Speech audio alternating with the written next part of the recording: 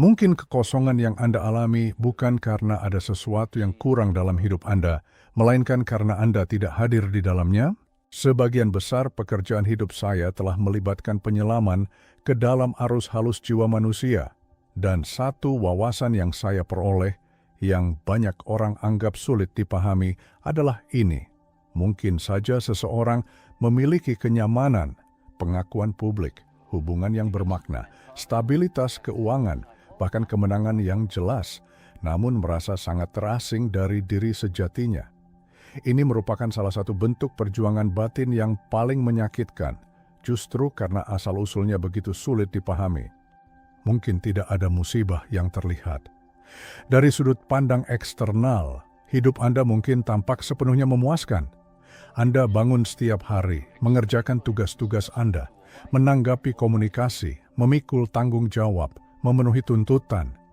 Anda memasang senyum saat diperlukan. Anda mencapai semua yang pernah Anda kira akan membawa kebahagiaan. Namun, begitu hiruk-pikuk mereda, keheningan aneh merayap di dalam diri Anda. Bukan ketenangan, melainkan kekosongan. Anda bahkan mungkin merasa bersalah atas sensasi ini. Anda mengingatkan diri sendiri bahwa Anda seharusnya bersyukur. Orang lain menghadapi tantangan yang jauh lebih besar. Anda tidak punya alasan sah untuk mengeluh, dan begitu Anda bertahan. Anda menjadi lebih mahir dalam menampilkan fasad kesejahteraan, bahkan saat Anda semakin terlepas dari lanskap batin Anda. Saya akan menyarankan bahwa disinilah justru fokus Anda perlu bergeser. Sebab keutuhan sejati tidak dicapai hanya melalui adaptasi terhadap tekanan eksternal. Ada upaya yang berbeda, yang lebih mendalam, perjalanan untuk menjadi diri Anda yang otentik. Proses ini saya sebut individuasi. Ini bukan tentang menciptakan persona yang sempurna, ini bukan tentang menjadi lebih luar biasa, juga bukan tentang mendapatkan penerimaan universal, melainkan ini adalah proses yang lambat dan disengaja untuk menyatukan kembali aspek-aspek diri Anda yang telah Anda sekat-sekat, sangkal, sembunyikan, atau bahkan lepaskan. Semua demi menjadi menyenangkan bagi orang lain. Dan dalam terang ini, rasa kosong Anda mungkin akhirnya menjadi dapat dipahami. Mungkin Anda telah mengabdikan bertahun-tahun yang tak terhitung jumlahnya untuk mewujudkan pribadi yang dibutuhkan keluarga Anda. Pasangan yang diinginkan kekasih Anda, anggota staf yang dipuji atasan Anda, teman yang selalu hadir, yang tabah, yang dapat diandalkan, yang tenang, yang berprestasi, yang selalu setuju, yang tampak mandiri. Namun di balik beragam persona ini, suara lain mungkin bersemayam. Bisikan yang lebih lembut, milik Anda sendiri, dan ketika suara khusus itu telah diabaikan untuk waktu yang lama, jiwa tidak selalu berteriak. Terkadang ia hanya terdiam hampa. Perspektif ini secara konsisten menyoroti kebenaran krusial bahwa menyerahkan diri pada tuntutan eksternal dapat memutuskan hubungan Anda dengan diri sejati Anda, sementara individuasi menuntut integrasi baik atribut yang Anda kenali maupun aspek-aspek yang telah Anda abaikan ke alam bawah sadar Anda. Oleh karena itu, mari kita selami lebih dalam. Bukan ke dalam metode untuk meningkatkan penampilan luar hidup Anda, tetapi ke dalam pemahaman mengapa keberadaan yang tampaknya ideal namun dapat terasa sangat salah. Saya mengundang Anda untuk melihat kekosongan Anda melalui lensa baru. Mungkin Anda telah mencoba mengatasinya dengan menumpuk lebih banyak hal ke dalam hidup Anda, padahal kenyataannya, langkah krusial adalah memahami apa yang telah Anda kurangi darinya. Kehidupan kontemporer melatih kita untuk melawan kegelisahan dengan perolehan. Ketika rasa gelisah muncul, Anda mencari hiburan. Ketika perasaan tidak cukup timbul, Anda mengejar pencapaian. Ketika kesendirian membebani Anda mendambakan pengakuan. Ketika keraguan menguasai, Anda meminta nasihat. Dan ketika kekosongan meresap, Anda menciptakan tujuan lain. Sebentar, kegelisahan mereda, dan Anda salah menafsirkan ketenangan sementara itu sebagai pemulihan sejati. Namun alam bawah sadar tidak menghilang hanya karena jadwal Anda penuh. Apa yang Anda tolak untuk selidiki terus membentuk Anda dari bawah alam sadar, maka saya akan mendesak Anda untuk membedakan antara sibuk dan benar-benar terpenuhi. Keduanya bukanlah konsep yang dapat dipertukarkan. Seseorang mungkin memiliki agenda harian yang penuh dari fajar hingga senja dan masih merasakan ada elemen penting yang hilang. Mereka bisa membalas ratusan pesan, menyelesaikan semua tugas, meraih penghargaan secara profesional, memupuk persahabatan, mendukung orang yang mereka cintai, namun tetap merasakan kegelisahan aneh begitu mereka akhirnya sendirian. Secara lahiriah tidak ada yang menunjukkan penderitaan, namun tidak ada perasaan yang tulus telah tiba, telah lengkap. Ini seringkali muncul ketika keberadaan lahiriah seseorang dibentuk oleh kebutuhan untuk beradaptasi daripada komitmen terhadap keaslian. Mungkin sejak usia dini, Anda memahami bahwa kegunaan sama dengan nilai diri. Anda mengambil peran anak yang penolong, karyawan yang tidak pernah mengeluh, pasangan yang selalu memahami, teman yang selalu ada. Perilaku seperti itu disambut dengan afirmasi, kehangatan, dan kepercayaan dari orang lain. Dan begitu Anda bertahan. Seiring waktu, si perilaku ini berhenti menjadi pilihan yang disengaja dan justru menyatu dengan identitas Anda. Anda berhenti hanya membantu orang lain.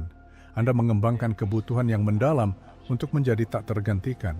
Anda tidak hanya berusaha, Anda menjadi bergantung pada pencapaian sebagai validasi nilai intrinsik Anda. Anda bergerak melampaui sekadar menghindari perselisihan. Anda menjadi takut bahwa menyuarakan emosi sejati Anda akan menyebabkan penolakan. Dengan demikian, kehidupan seseorang dapat secara bertahap mencapai kesuksesan eksternal, bahkan saat individu itu sendiri menjadi sangat terlepas darinya. Bayangkan seseorang yang mendedikasikan bertahun-tahun untuk profesi yang dipilih, terutama untuk mendapatkan persetujuan keluarga. Setiap kemajuan tampaknya memvalidasi pilihannya. Penghasilannya bertambah, kedudukannya meningkat, dan dia menerima pujian. Namun pada malam minggu saat pekan baru membayangi, beban yang tidak dapat diidentifikasi menghinggapinya. Dia mengingatkan dirinya sendiri bahwa dia seharusnya bersyukur, tahu bahwa tak terhitung orang lain akan iri pada keberadaannya. Namun rasa syukur bukanlah pengganti tujuan. Dia mungkin tidak membenci profesinya. Masalah yang lebih mendalam terletak pada fakta bahwa dia tidak pernah berhenti untuk memastikan apakah jalan ini benar-benar beresonansi dengan diri batinnya. Perbedaan ini sangat penting, mungkin untuk merasakan syukur atas kehidupan yang tidak lagi selaras dengan siapa Anda. Anda bisa menyayangi individu-individu, namun tetap mengakui bahwa Anda telah membentuk diri Anda sesuai dengan harapan mereka. Anda bisa mencapai kesuksesan dalam upaya yang tidak pernah sungguh-sungguh menjadi aspirasi Anda. Kekosongan itu kemudian berfungsi sebagai sinyal bahwa kerangka eksternal hidup Anda dan lintasan internal keberadaan Anda telah mulai menyimpang. Untuk alasan ini, saya tidak akan menyarankan Anda untuk segera membuang tugas-tugas Anda atau membongkar semua yang telah Anda bangun. Tindakan seperti itu hanya akan menjadi manifestasi lain dari kehidupan yang tidak disadari. Sebaliknya, mulailah memperhatikan contoh-contoh halus di mana Anda mengkompromikan pengalaman otentik Anda. Perhatikan ketika Anda menyetujui secara lisan sementara secara internal menolak. Perhatikan ketika Anda ikut tertawa hanya karena orang lain tertawa, meskipun ada sesuatu di dalam diri Anda yang merasa tidak nyaman. Catat ketika Anda menyetujui undangan karena takut menyebabkan kekecewaan daripada keinginan tulus untuk menghadirinya. Perhatikan ketika Anda mengejar sebuah pencapaian dan sebelum menikmatinya, segera mencari yang berikutnya. Contoh-contoh ini menerangi arah energi vital Anda. Bayangkan vitalitas psikologis Anda sebagai sumber daya yang terbatas.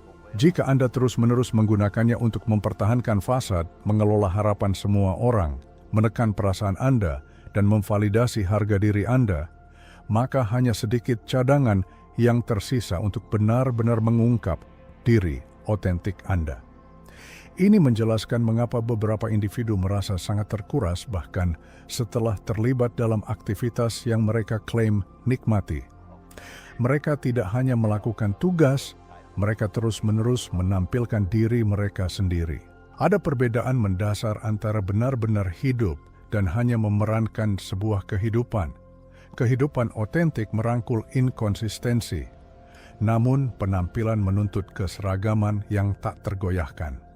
Aktor dalam drama kehidupan harus selalu tampak berjaya, murah hati, tangguh, mudah dijangkau, dan percaya diri.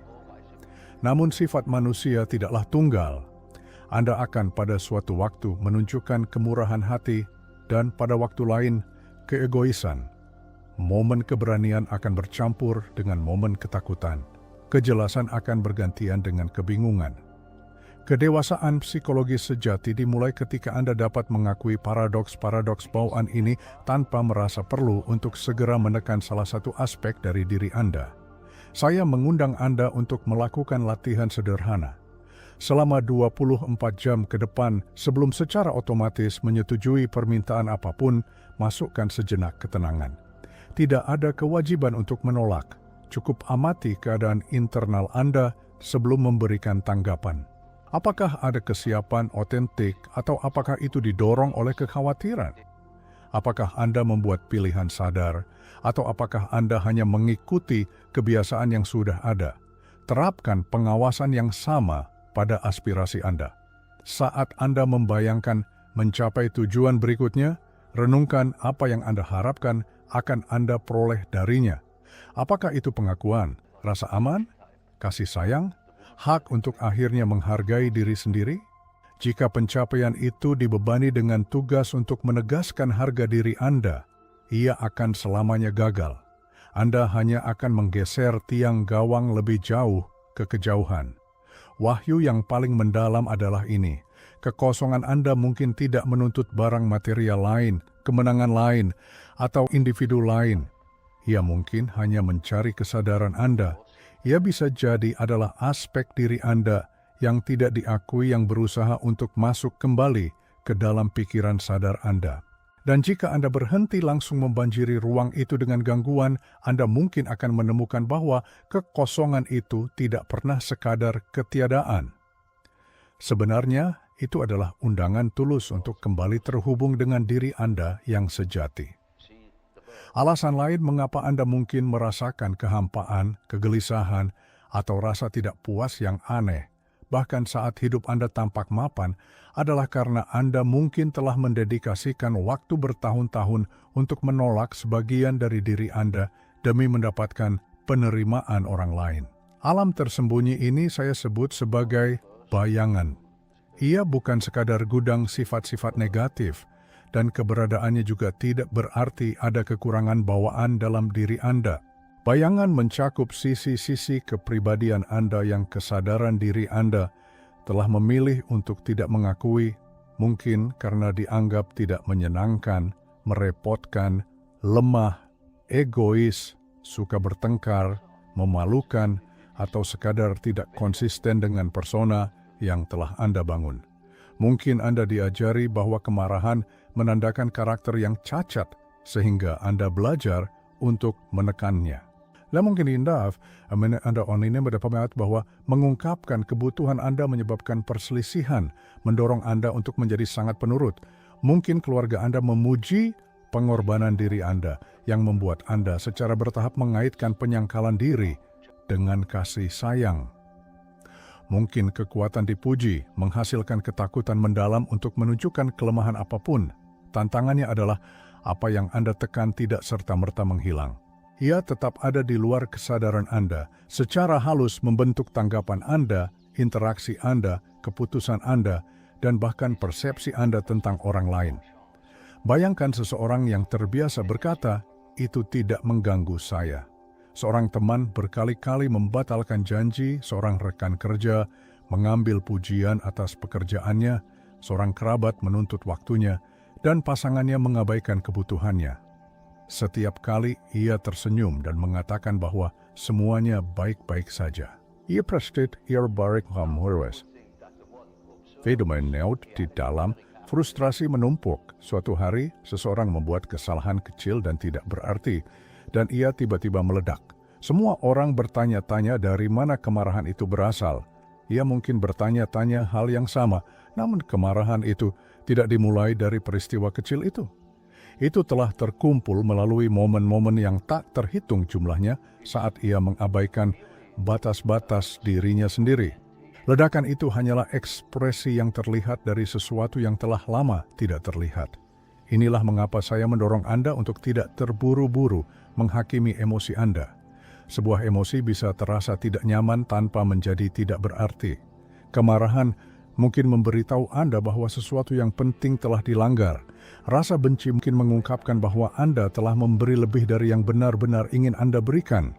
Iri hati mungkin menyingkap keinginan yang selama ini terlalu Anda takuti untuk akui. Frustrasi mungkin menunjukkan bahwa hidup Anda saat ini tidak lagi cocok dengan pribadi yang sedang Anda bentuk. Bahkan kesepian pun dapat mengungkapkan kebutuhan mendalam akan koneksi yang tidak dapat dipenuhi oleh interaksi dangkal.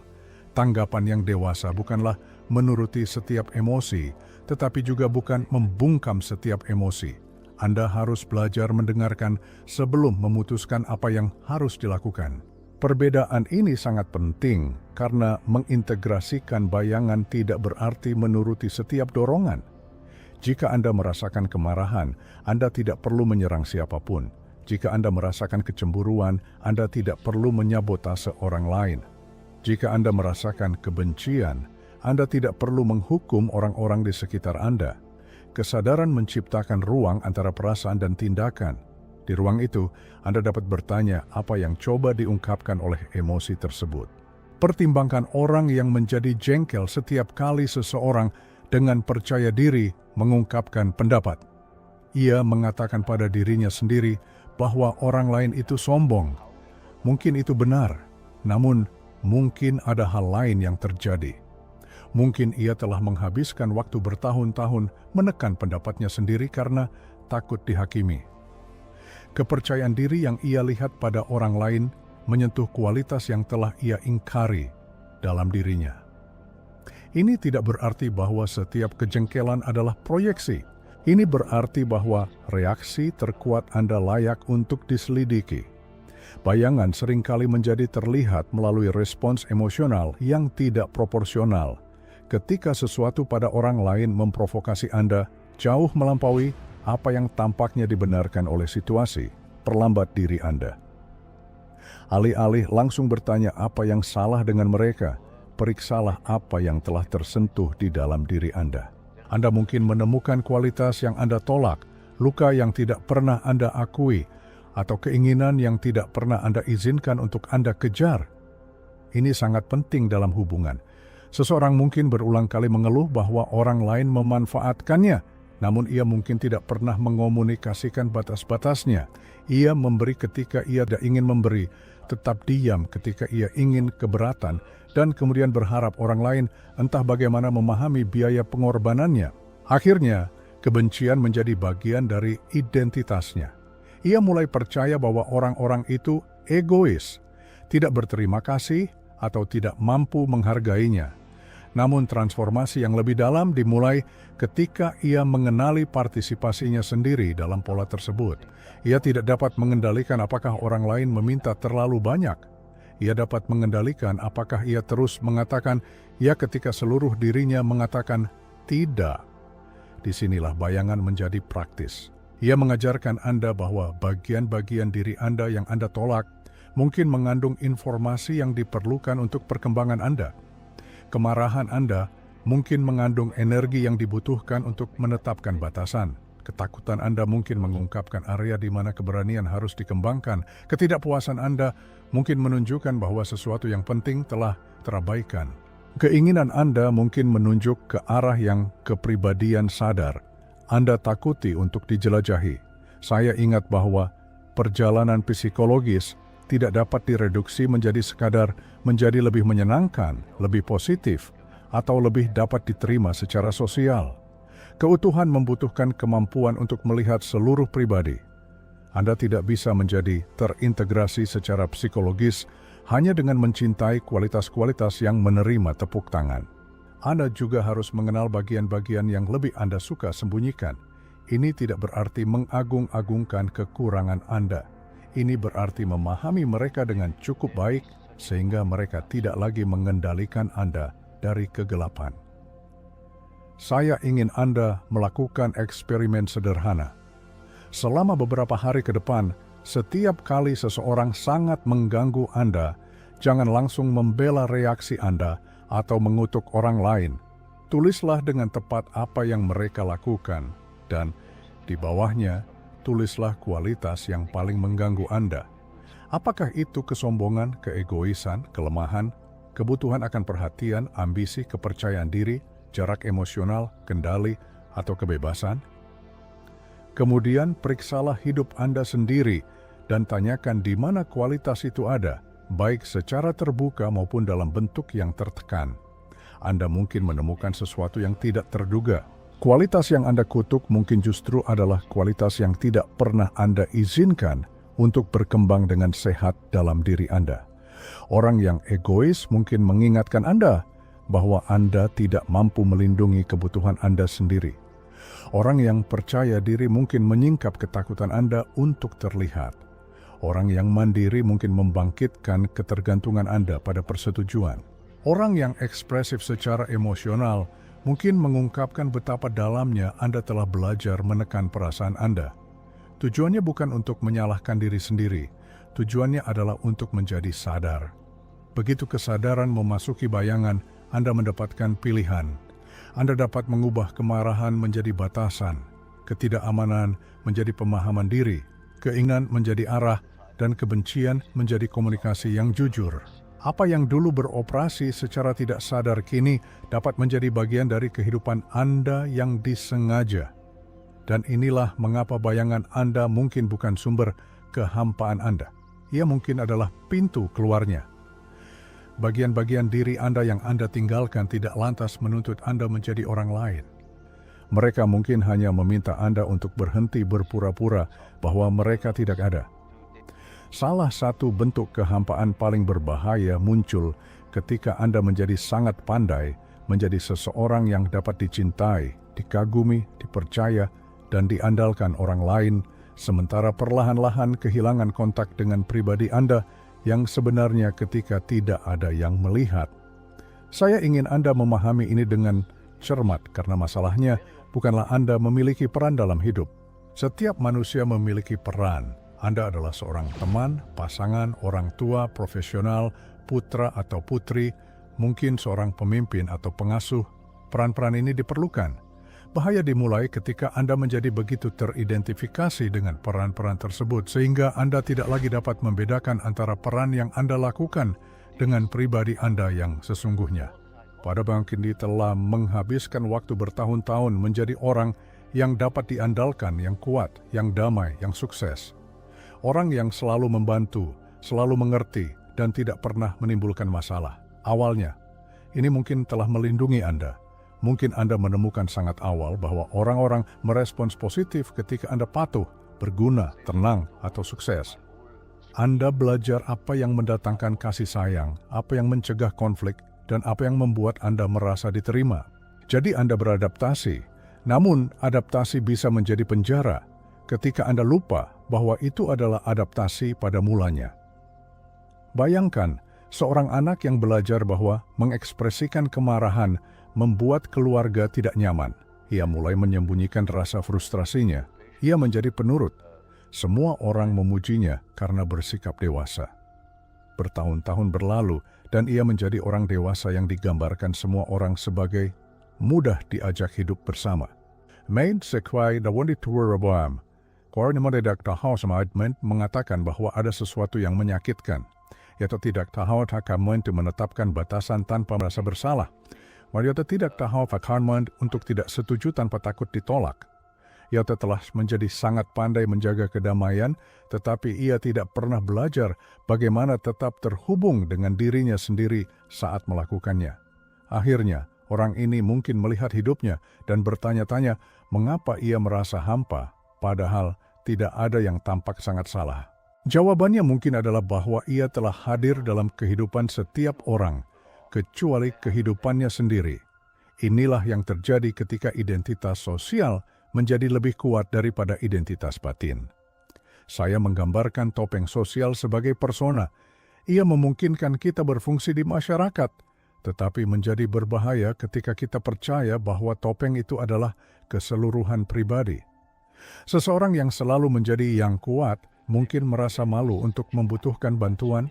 Seseorang yang selalu menjadi yang baik mungkin menjadi takut untuk mengekspresikan kemarahan. Seseorang yang selalu menjadi yang sukses mungkin menjadi sangat takut akan kegagalan.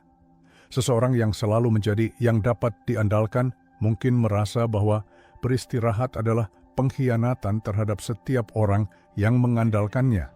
Semakin banyak pujian yang Anda terima untuk identitas tertentu, semakin menakutkan untuk keluar dari identitas tersebut. Anda bahkan mungkin menemukan bahwa beberapa orang lebih menyukai versi diri Anda yang tidak pernah berkata tidak. Hal ini menciptakan konflik yang menyakitkan. Jika Anda berubah, seseorang mungkin menuduh Anda menjadi egois. Jika Anda tetap sama, Anda terus mengabaikan diri sendiri. Banyak orang memilih pilihan kedua karena mengecewakan orang lain terasa lebih menakutkan daripada mengecewakan diri sendiri. Namun, ada harga tersembunyi.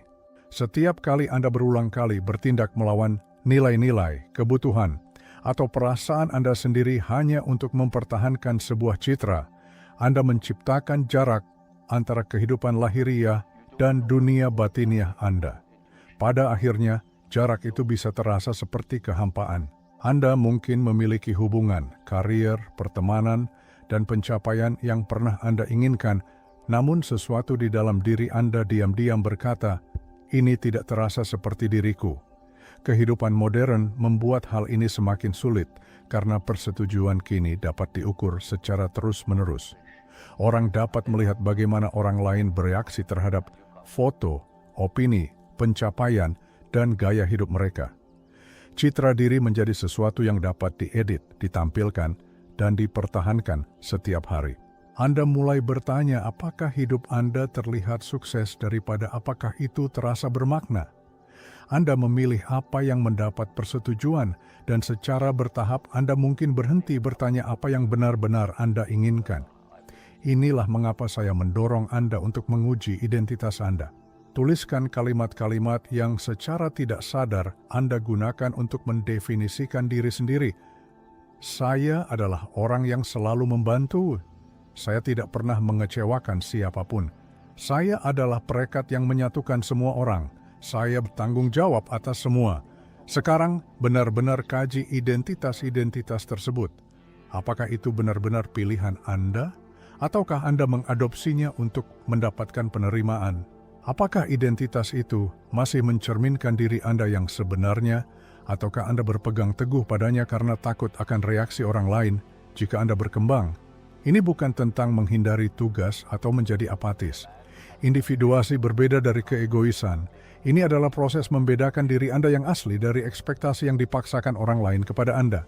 Anda bisa menunjukkan perhatian pada seseorang tanpa memikul seluruh beban emosional mereka. Anda bisa mencintai orang lain tanpa mengorbankan siapa diri Anda. Anda bisa menawarkan bantuan tanpa membuat diri Anda merasa sangat diperlukan. Anda bisa menyuarakan ketidaksetujuan tanpa berubah menjadi musuh. Anda bisa mengecewakan seseorang tanpa mengkhianati integritas Anda sendiri. Latihan praktisnya adalah mendedikasikan 1 hari untuk memperhatikan setiap kali Anda mengubah diri Anda, terutama untuk mendapatkan persetujuan. Perhatikan saat-saat di mana Anda setuju secara lahiriah, tetapi menolak secara batiniah, meminta maaf tanpa kesalahan Anda sendiri, menyembunyikan sudut pandang, menyetujui sesuatu yang tidak Anda inginkan, atau memalsukan kesejahteraan karena itu diharapkan. Tahan keinginan untuk mengubah apapun segera. Mulailah dengan observasi. Kesadaran diri harus mendahului setiap transformasi yang signifikan. Seperti yang disoroti teks awal, identifikasi berlebihan dengan peran seperti anak baik, teman yang dapat diandalkan, atau pasangan ideal dapat menjauhkan seseorang dari inti keberadaan mereka, menyebabkan kehampaan yang mendalam. Tujuannya bukanlah untuk membongkar pribadi yang dikenali orang lain. Sebaliknya, ini adalah untuk menggali individu yang bersemayam di balik citra publik mereka. Sebab ketika Anda tidak lagi merasa terdorong untuk menjadi versi tertentu dari diri Anda demi mendapatkan kasih sayang, sesuatu yang luar biasa terungkap. Anda berhenti mengejar validasi dan mulai hidup dari tempat otentisitas sejati. Dan justru pada saat itulah kehampaan itu mulai menghilang. Alasan mendalam mengapa seseorang mungkin masih merasa tidak terpenuhi, bahkan setelah mengubah hampir segala sesuatu di sekitar mereka, adalah perjuangan internal yang berkelanjutan. Mereka beroperasi di bawah keyakinan bahwa kepuasan akan muncul setelah mereka lebih disiplin, lebih menarik, lebih berprestasi, lebih cerdik, lebih efisien, atau lebih layak dipuji. Akibatnya, mereka memulai perbaikan diri. Namun di balik usaha ini seringkali tersimpan pesan tersirat, diriku yang sekarang tidak dapat diterima. Ini memicu pertempuran psikologis yang sangat melelahkan, di mana setiap kemenangan menawarkan bukti sesaat bahwa mereka mungkin akhirnya cukup baik, hanya untuk munculnya tuntutan baru. Mereka mencapai satu tujuan, hanya untuk secara instan menetapkan yang lain. Mereka mendapatkan pengakuan, segera menginginkan lebih banyak. Mereka meraih kesuksesan, lalu hidup dalam ketakutan akan kehilangannya. Mereka mengubah satu aspek dari diri mereka yang tidak mereka sukai, tetapi alih-alih menemukan kedamaian, mereka menggali lagi kekurangan lain untuk difokuskan. Masalahnya bukanlah kerinduan akan pengembangan pribadi.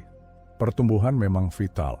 Masalah sebenarnya terletak pada upaya untuk tumbuh yang didorong oleh penghukuman diri, alih-alih kesadaran diri. Saya mendorong Anda untuk memahami perbedaan ini. Menerima diri sendiri tidak berarti menjadi berpuas diri, meninggalkan aspirasi, atau menyangkal kekurangan diri. Ini berarti menghadapi diri sendiri dengan tulus, tanpa membiarkan setiap ketidaksempurnaan menjadi bukti ketidaklayakan Anda. Seseorang yang tidak dapat menerima diri mereka sendiri, seringkali mendapati diri mereka terjebak dalam lingkaran aneh.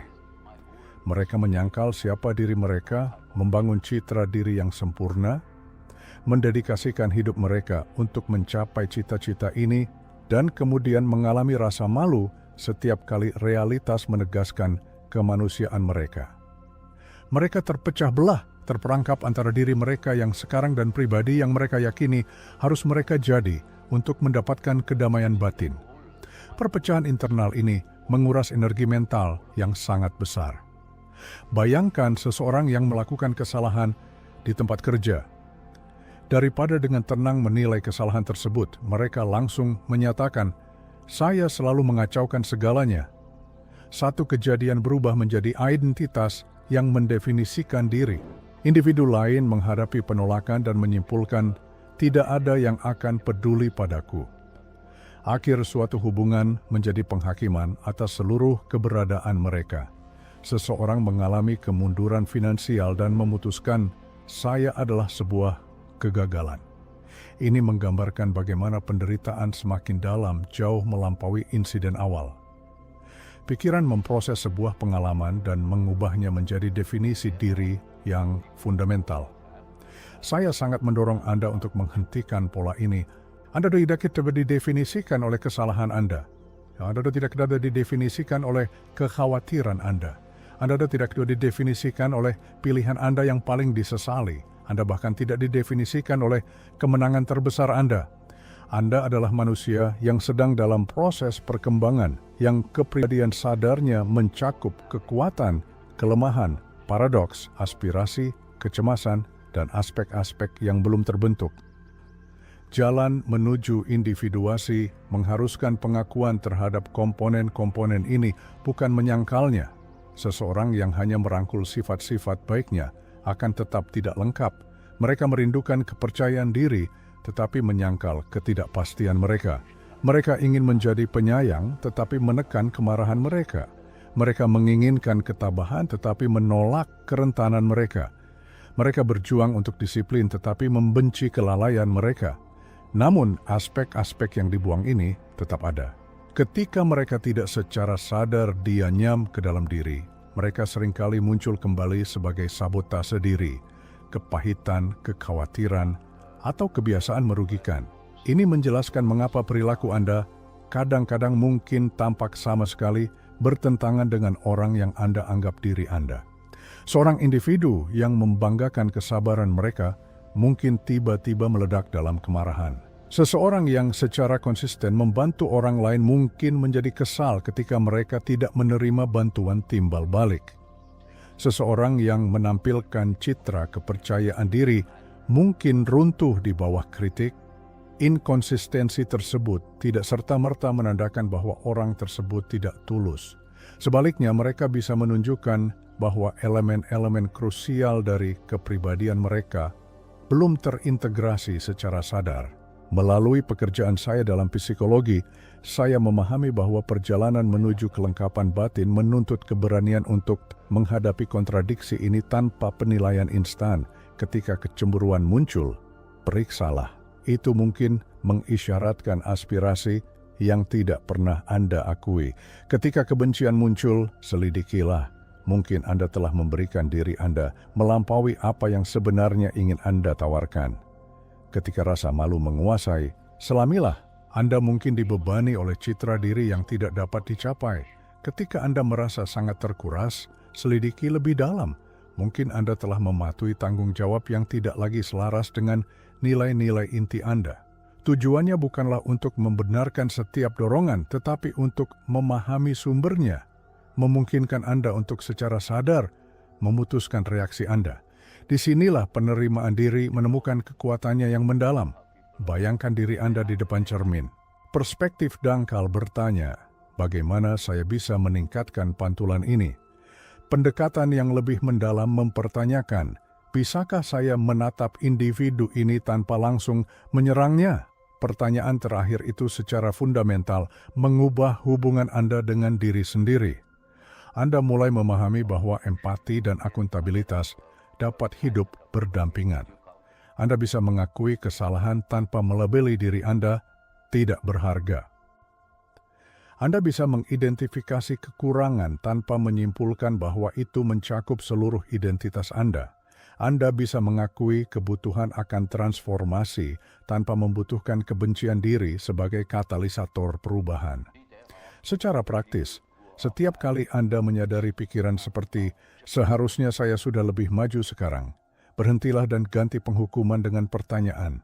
Tanyakan apa yang terjadi, emosi apa yang Anda alami, kebutuhan mendasar apa yang berperan, dan wawasan apa yang dapat Anda peroleh. Penyesuaian sederhana ini mencegah introspeksi berubah menjadi penyiksaan diri. Selanjutnya, saya mengundang Anda untuk menilai seberapa sering Anda membandingkan pengalaman pribadi Anda dengan penampilan luar orang lain.